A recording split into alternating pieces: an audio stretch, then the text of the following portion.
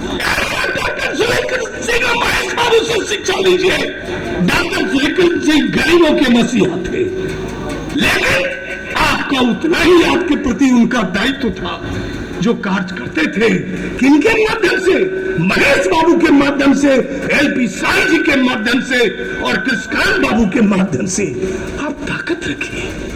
आखिर जब तक जीवित रहे, मुख्यमंत्री रहे, क्यों रहे? कोई कटता नहीं था, किसी समाज के प्रति कटता नहीं था और पूरे बिहार को विकास के लिए संकल्पित था। और कहीं न कहीं आज कमी आई है तो अधिक दिन तक सत्ता में रहने के कारण आपके समाज को आज इतना पिछड़ना पड़ा है। किसी जमाने में लोग कहते थे कि ये भूमिहार हो, भूमिहार से सतर्क रहो। आज के दिन में ये आवाज नहीं उठता है। आज आपके प्रति घृणा नहीं है, किसी वर्ग और किसी समाज का घृणा नहीं है, लेकिन उसके बावजूद भी आपका आवाज नहीं निकलता है। यही सीतामढ़ी जिला है जहां सीतामढ़ी से मानसान सुंदरदास एमएलए हुए थे, भोला बाबू एमएलए हुए थे, 3 एमएलए हमारे होते थे, मेरे सांसद होते थे। अब क्या हो गया आपको? अगर मातृ जानकी की भूमि भी है तो अपने छाती पर हाथ रख के दीजिए। क्यों नहीं लोग आवाज उठाते हैं कि मेरा 3 सीट क्यों नहीं होगा और ज्यादा तो 2-3 सीट क्यों होगा? क्यों नहीं बोलते हैं? और नहीं बोलने की ताकत रखते हो तो घर में चूड़ी पहन कर बैठ जाइए। विमल शुक्ला का अंतिम चरण जरूर है, लेकिन आज तक जिसके साथ मदद किया हूं, खुलकर किया हूं, गद्दारी नहीं किया हूं। भले लोग मेरे साथ गद्दारी करते रहे हैं, लेकिन मैंने गद्दारी नहीं किया। आप भी आवाज अपनी ताकत और बुलंद रखिएगा तो आने वाला विधानसभा चुनाव आपको साबित कर देगा कि सीतामढ़ी में निश्चित रूप से आपकी आवाज विधानसभा में जाएगा।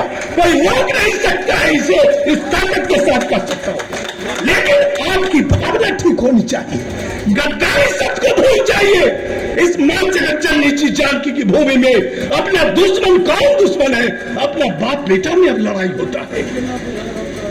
अब बाप बेटी का हत्या करता है, बेटा बाप का हत्या करता है, मां की हत्या करती है। अब समय तो वो आ गया हुआ है, उस समय आपका ये बैठक चल रहा है। निश्चित रूप से आप विचारिए। विश्वनाथ बाबू नहीं विचारिएगा तो विमल शुक्ला का समय तो अब समाप्त हो रहा है। मैं तो खुलेआम कहता हूं कि 80 में मुझे ऊपर जाना है, लेकिन उस 80 से पहले जो ताकत 73 से लड़ते आ रहा हूं, किसी से झुका नहीं हूं। बिना एमएलए एमपी रहे हुए कोई आंख नहीं दिखा सका आज तक सीतामढ़ी में और ये कभी दिखा पाएगा।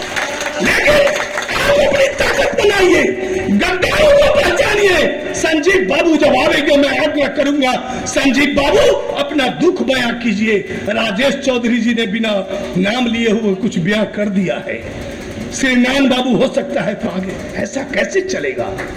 जिस जिला में कैप्टन राम निवास एमएलए हुआ करते थे, नवल शाही एमएलए हुआ करते थे, गुड्डी चौधरी एमएलए हुआ करती थी, रविंदर शाही एमएलए हुआ करते थे, प्रतिभा जी हुआ करती थी, भोला बाबू और राम श्याम सुंदर दास हुआ करते थे। आज क्या हो गया?